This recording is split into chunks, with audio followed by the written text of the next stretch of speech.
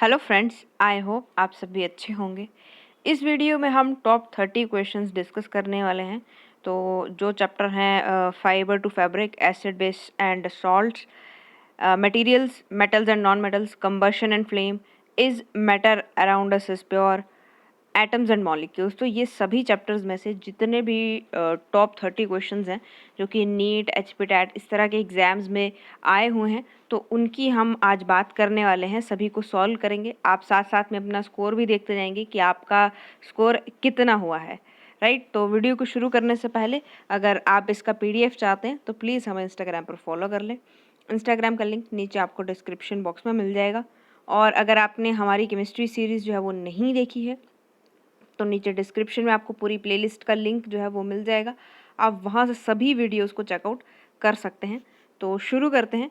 सबसे पहला क्वेश्चन है, which one of the following is a synthetic fibre.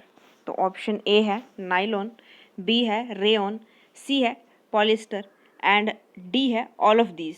तो अगर आपने ये देखा होगा कि सिंथेटिक फाइबर पूछा है तो आपको पता होगा कि आंसर क्या होगा। तो ऑप्शन डी बिल्कुल सही हो जाएगा। नायलॉन, रेयन, पॉलिएस्टर तीनों के तीनों ही सिंथेटिक फाइबर्स हैं। राइट, नेक्स्ट चलते हैं। Which is a natural fibre. Right, तो नेचुरल फाइबर कौन सा है इनमें से? ए सिल्क, बी नायलॉन, सी रेयन या डी ऑल ऑफ दीज। तो यहाँ पे ऑप्शन ए बिल्कुल सही हो जाएगा। सिल्क जो है वो नेचुरल फाइबर है। तीसरा क्वेश्चन देखते हैं। Separation of fibres of cotton from its seed is known as. तो आपको इस प्रोसेस का नाम बताना है। प्रोसेस का आपको नाम बताना है किसके, कि जो फाइबर है कॉटन के सीड्स में से किस तरह से उसको अलग किया जाता है, उस प्रोसेस को क्या कहा जाता है। ऑप्शन ए है वीविंग, बी है स्पिनिंग, सी है निटिंग एंड डी है गिनिंग। तो आपको पता है वीविंग, स्पिनिंग, निटिंग ये सब क्या है, वूल की जो प्रोसेसिंग होती है वहाँ पे ये सभी चीज़ों का प्रोसेसेस का इस्तेमाल होता है। लेकिन ये उससे पहले की बात हो रही है। राइट, मतलब कि कॉटन के फाइबर्स के एक्सट्रैक्शन की बात हो रही है उसके सीड में से। तो यहाँ पे ऑप्शन नंबर डी गिनिंग जो प्रोसेस है वो बिल्कुल सही हो जाएगा। नेक्स्ट चलते हैं हम लोग क्वेश्चन नंबर 4 की तरफ। विच of the following is a plant fibre. इनमें से कौन सा है जो प्लांट से हमें मिलता है? तो वूल, सिल्क, कॉटन, नायलॉन। तो ये तो आपको पता ही होगा कि ऑप्शन सी कॉटन बिल्कुल सही आंसर हो जाएगा। नेक्स्ट चलते हैं हम लोग question number 5। Jute fibres are obtained from. Jute fibres हमें कहाँ से मिलते हैं?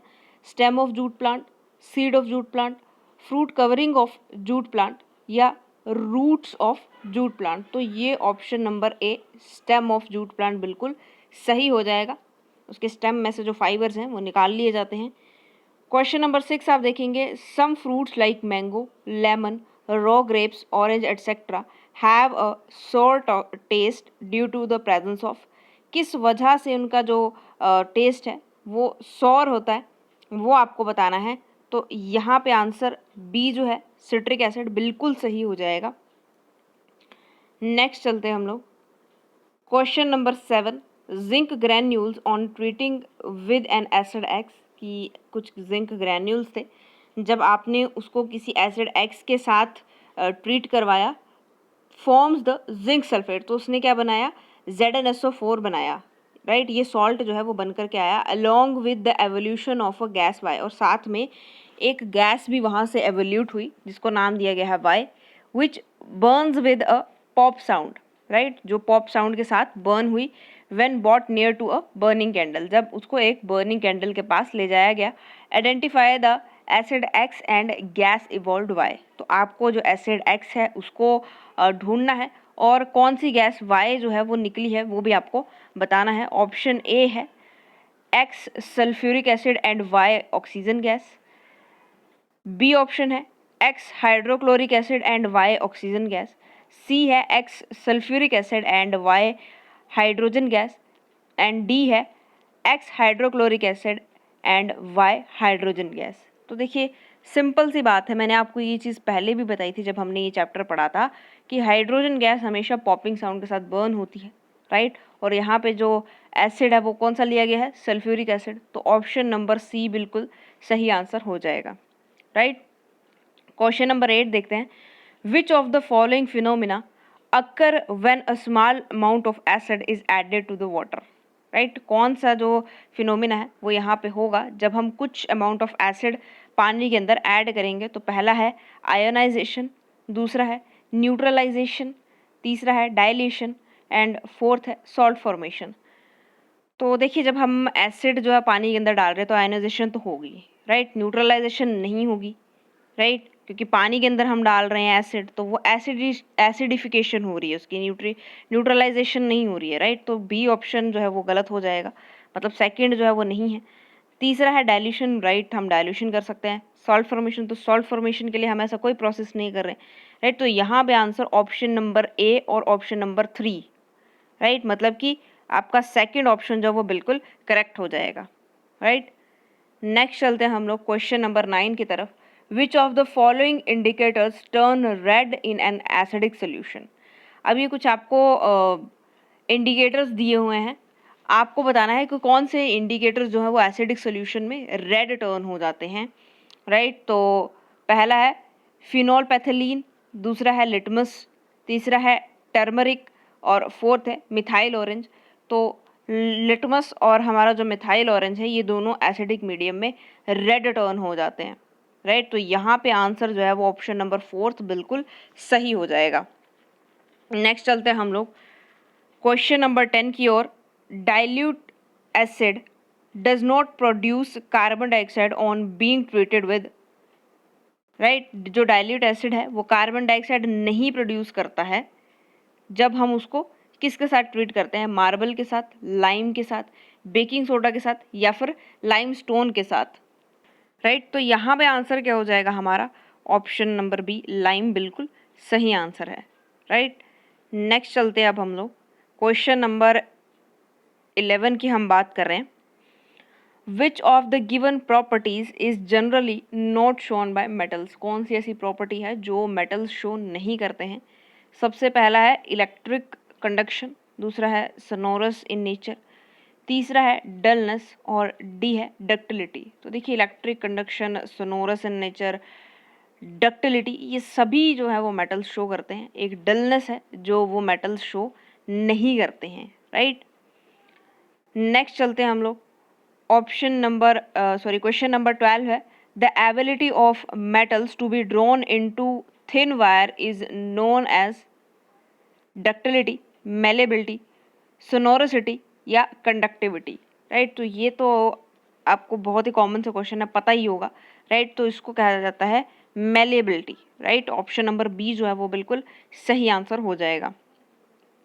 नेक्स्ट चलते हैं हम लोग the non metal which a liquid at room temperature is, right. कौन सा ऐसा नॉन मेटल है जो लिक्विड होता है रूम टेम्परेचर के ऊपर। तो ये तो हमने बहुत अच्छे से डिस्कस किया हुआ है, ब्रोमीन ऐसा नॉन मेटल है। ऑप्शन नंबर बी बिल्कुल सही हो जाएगा।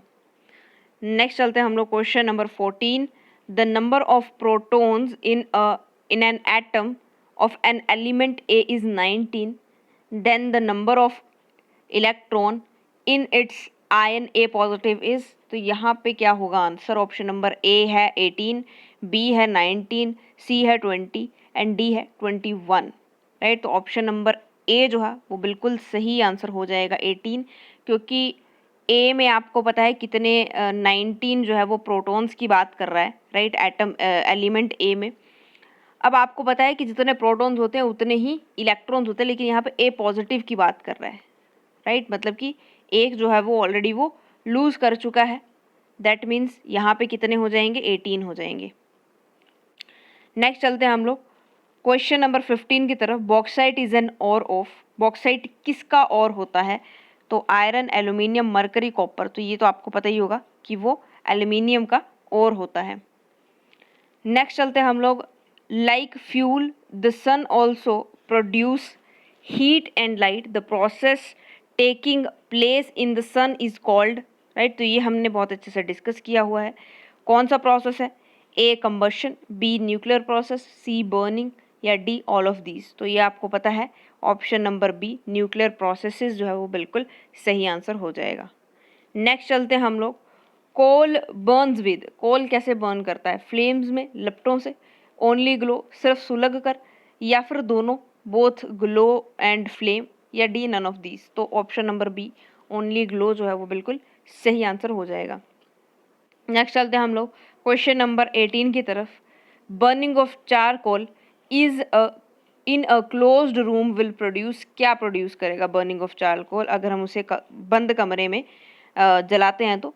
Carbon dioxide, nitrogen dioxide, carbon monoxide, all of these. तो ये मैंने आपको बताया है कि option number C carbon monoxide जो है वो प्रोड्यूस करता है, राइट। और इसकी वजह से दम घुटने से इन लोगों की मौत भी हो जाती है। नेक्स्ट चलते हैं हम लोग question number 19। The substances which have very low ignition temperature will, ऐसे सब्सटेंसेस जो जिनका इग्निशन टेम्परेचर बहुत ही लो होता है, क्या करेंगे वो? A catch fire easily, B will not catch fire, C catch fire after some time, या डी नन ऑफ दीज। तो जिनका इग्निशन टेम्परेचर लो होता है वो बहुत ही जल्दी आग पकड़ लेते हैं, तो catch fire easily, option A बिल्कुल सही रहेगा यहाँ पे। नेक्स्ट चलते हैं हम लोग क्वेश्चन नंबर 20 की तरफ। There are following zones of a flame, कितने जो जोन्स हैं वो होते हैं फ्लेम के? 2, 3, 4, नो एनी जोन। तो हमने ये ऑलरेडी चीज़ पढ़ी हुई है कि 3 जोन्स जो है वो हमने पढ़े थे फ्लेम के, राइट। नेक्स्ट चलते हैं हम लोग क्वेश्चन नंबर 21 की तरफ। Air shows the property of, अब एयर जो है वो किसकी प्रॉपर्टी शो करेगी? Option A N2, option B O2, option C both A and B, option D none of these, right. तो यहाँ पे ऑप्शन नंबर सी जो है वो बिल्कुल सही हो जाएगा, क्योंकि एयर बहुत सारी गैसेस की कॉम्पोजिशन से बनी होती है, राइट। तो वो N2 की भी प्रॉपर्टी शो करेगी, O2 की भी करेगी, और कोई अदर गैस है तो उसकी भी वो प्रॉपर्टी शो करेगी, राइट। नेक्स्ट चलते हैं हम लोग क्वेश्चन नंबर 22 की तरफ। The components of water can be separated by, components of water को आप किस तरह से सेपरेट कर सकते हैं? A physical method, B chemical method, C both, या D they can't be separated, कि वो सेपरेट हो ही नहीं सकते। तो देखिए फिजिकल मेथड तो यहाँ काम करेगा नहीं, तो बी केमिकल मेथड से हम जो है वो कॉम्पोनेंट्स ऑफ वाटर को सेपरेट आउट कर सकते हैं, ये हमने पढ़ा हुआ है। नेक्स्ट चलते हैं हम लोग क्वेश्चन नंबर 23 की तरफ। मिक्सचर कैन बी, मिक्सचर्स क्या हो सकते हैं? होमोजीनियस होते हैं, हिटेरोजीनियस होते हैं, या सी दोनों हो सकते हैं, मतलब होमोजीनियस भी और हेटेरोजीनियस भी, या फिर डी वो प्योर सब्सटेंसेस होते हैं। तो ऑब्वियसली बहुत ही कॉमन सी बात है कि ऑप्शन नंबर सी बिल्कुल सही हो जाएगा कि वो होमोजीनियस भी होते हैं और हेटेरोजीनियस भी होते हैं, हमने इस चीज़ के बारे में पढ़ा हुआ है।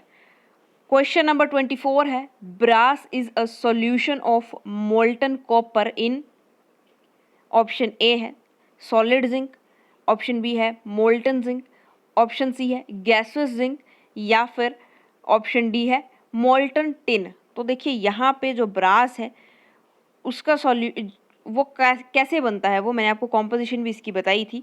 तो मोल्टन कॉपर को जब हम मिक्स करते हैं मोल्टन जिंक के साथ, तब उसका जो सॉल्यूशन है वो बनता है, राइट। ये आप याद रखेंगे। नेक्स्ट चलते हैं हम लोग। बैरोमीटर मेजर क्या मेयर करता है barometer? Option A pressure, option B atmospheric pressure, option C wind velocity, option D gaseous pressure. तो देखिए ये तो आपको पता ही होगा कि बैरोमीटर क्या मेजर करता है, तो यहाँ पे आंसर क्या हो जाएगा? Option number B atmospheric pressure, right. Next चलते हैं हम लोग। तो क्वेश्चन नंबर 26 है। Which of the following correctly represents 360 gram of water, right. पहला है 2 मोल्स ऑफ वाटर, सेकेंड है 20 मोल्स ऑफ वाटर, ऑप्शन 3 है 6.022 into 10⁻23 molecules of water, option 4 है 1.2044 इंटू 10⁻25 मॉलिक्यूल्स ऑफ वाटर। अब आपको बताना है कि कौन सा जो है वो बिल्कुल करेक्टली रिप्रेजेंट कर रहा है 360 ग्राम्स ऑफ वाटर को। तो देखिए अगर आप इसको मोल्स में कैलकुलेट करेंगे तो आंसर क्या आएगा? 20 मोल्स ऑफ वाटर। और अगर आप इसको मॉलिक्यूल्स में कन्वर्ट करेंगे तो आंसर क्या आएगा आपका? 1.2044 into 10⁻25 molecules of water, right. तो यानी दोनों ही ऑप्शन जो है वो बिल्कुल सही हैं। तो यहाँ पे हमारे पास आंसर क्या हो जाएगा? ऑप्शन नंबर डी जो वो बिल्कुल सही आंसर हो जाएगा, राइट। ये कैलकुलेशन जो है वो हमने बहुत अच्छे से सीखी है कि कैसे इनको कैलकुलेट किया जाता है। क्वेश्चन नंबर 27 देखते हैं। Which of the following statement is not true about atom, कौन सी ऐसी स्टेटमेंट है जो सही नहीं है एटम के बारे में। सबसे पहली है atom are not able to exist independently, कि एटम्स जो है वो इंडिपेंडेंटली एग्जिस्ट नहीं कर सकते। Atoms are the basic unit from which molecules and ions are formed, कि एटम वो बेसिक यूनिट है जिससे मॉलिक्यूल्स और आयंस जो है वो बनते हैं। तीसरा है atoms are always neutral in nature. चौथा है atoms exaggerate in large number to form the matter that we can see, feel और टच। राइट, तो यहाँ पे आपको पता होना चाहिए कि ऑप्शन क्या है। पूरी की पूरी लाइन हमने ये पढ़ी हुई है, ऑप्शन नंबर डी बिल्कुल सही हो जाएगा, क्योंकि एटम्स एग्जेजरेट ज़्यादा मात्रा में होते हैं तो मॉलिक्यूल बनेगा या फिर आयन बनेगा, और जब मॉलिक्यूल और आयन काफ़ी मात्रा में एग्जेजरेट होते हैं तब जाकर के एक मैटर बनता है। तो यहाँ पे ये स्टेटमेंट थोड़ी सी गलत है। राइट, तो ऑप्शन नंबर डी जो है बिल्कुल सही हो जाएगा। नेक्स्ट चलते हैं हम लोग। A sample of NH3 molecule irrespective of source contains 82.35% nitrogen and 17.65% of hydrogen by mass. This data supports, अब ये डाटा क्या सपोर्ट करता है? A. Law of conservation of mass, B. Law of multiple proportions, C. Law of definite proportions, या D. Avogadro's law। तो देखिए Avogadro's law तो ये है ही नहीं, कंजर्वेशन ऑफ मास की भी यहाँ पे बात नहीं हो रही है। राइट, यहाँ पे क्या बात हो रही है कि एक मॉलिक्यूल है NH3, अब चाहे आप उसके किसी भी सोर्स में ले, वहाँ पे आपको क्या मिलेगा, नाइट्रोजन इतनी मात्रा में मिलेगी और हाइड्रोजन इतनी मात्रा में मिलेगी। तो सीधा सीधा पता चल रहा है क्या बोल रहे हैं, option number C law of definite proportion की बात हो रही है। राइट, नेक्स्ट चलते हैं हम लोग क्वेश्चन नंबर 29 की तरफ। An element X is divalent and another element Y is tetravalent. Right, the compound formed by these two elements will be, अब इन दोनों के साथ मिल करके क्या कंपाउंड जो हमारे पास बन करके आएगा, तो ऑप्शन नंबर ए है XY, ऑप्शन नंबर बी है XY2, ऑप्शन नंबर सी है X2Y, ऑप्शन नंबर डी है XY4। तो देखिए जो X है वो डायवेलेंट है, राइट, और जो Y है वो टेट्रावेलेंट है। राइट, मतलब कि वो 2 बॉन्ड तो इसके साथ बना लेगा, लेकिन Y जो है वो 2 बॉन्ड नहीं बना पाएगा, तो Y2 रहेगा ये। इसका मतलब है कि ऑप्शन नंबर V जो है वो बिल्कुल सही आंसर है। XY2 हमारे पास जो है वो कंपाउंड बन करके आएगा। राइट, नेक्स्ट चलते हैं हम लोग क्वेश्चन नंबर 30 के ऊपर। The molecular formula of potassium nitrate is. Right, तो बहुत ही कॉमन सा क्वेश्चन है कि पोटेशियम नाइट्रेट का आपको फॉर्मूला बताना है, तो यहाँ पे ऑप्शन नंबर ए जो है वो बिल्कुल सही हो जाएगा। राइट, तो फ्रेंड्स आज के लिए सिर्फ इतना ही। आई होप आपको वीडियो पसंद आया होगा। अगर आपको वीडियो पसंद आया है तो लाइक और शेयर करना ना भूलें। कमेंट बॉक्स में अपना स्कोर कमेंट करके ज़रूर बताएं कि कितने क्वेश्चन आपके 30 आउट ऑफ सही हुए हैं। इसी तरह की और वीडियोज़ के लिए हमारे चैनल को सब्सक्राइब कर लीजिए एंड थैंक्स फॉर वॉचिंग।